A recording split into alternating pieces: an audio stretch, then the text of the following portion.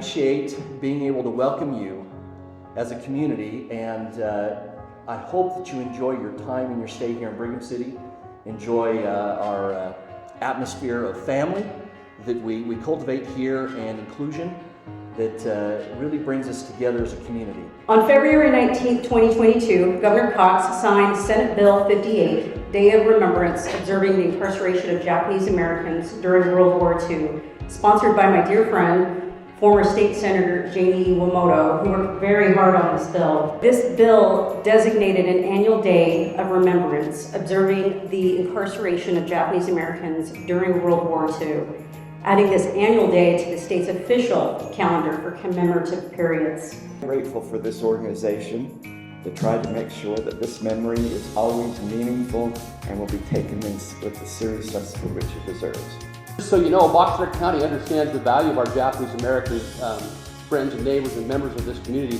In this book about Box Elder County, there's a section about 7 pages long, a lot of photographs of our Japanese friends and neighbors and Box Elder County residents. The Day of Remembrance is held to remember the grave injustice of the signing of Executive Order 9066 by President Franklin D. Roosevelt on February 19, 1942. We must not forget the spirit of history, the injustice to American citizens, but resolve to prevent such actions in the future of this great country. The President's decision, of course, still sparks debate among those who offer a range of reasons, if not for the necessity of incarcerating Americans, which is generally held now to be both unjust and unconstitutional, but for understanding how such a decision could be reached, even though today it seems so self-evidently wrong. We have been, at times, criticized for applying today's understanding of events to another era. That a lot. It's understandable that people would sometimes think that. For holding people accountable unfairly considering the circumstances. Unless anyone think that, that the leaders of the past aren't, judged and held accountable. That's what history is in many ways.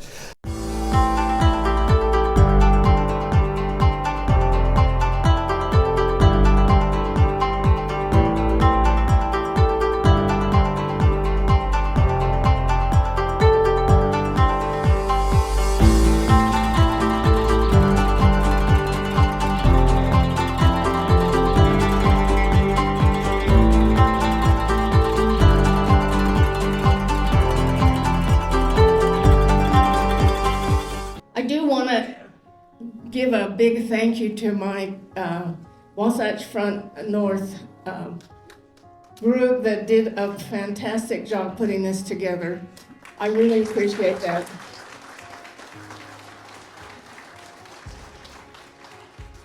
Okay, this is the first Japanese American museum that we've ever had in Utah, and I'm so proud to be part of it.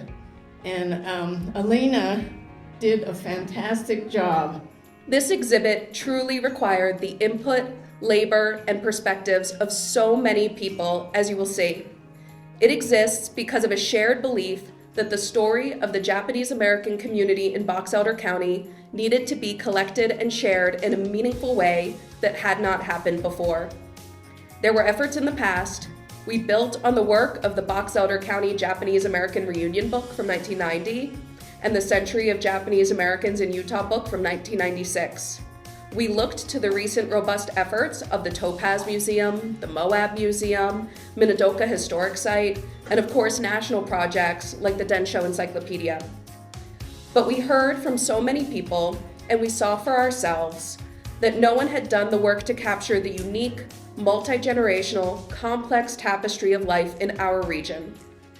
Well, we decided, as the community museum, with the professional staff, city support, and the mission to tell a fuller history, why not us?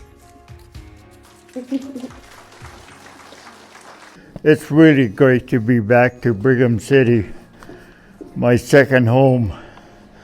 Our family, after being released from the Heart Mountain internment camp, we were very fortunate to find Earl G. Anderson was allowing Japanese families to live and work on his farm. I do want to thank all of you, like I say, and especially if there's any of the Anderson relatives here, I do really appreciate what you done for my family, as well as the other Japanese families that lived and worked on your farm.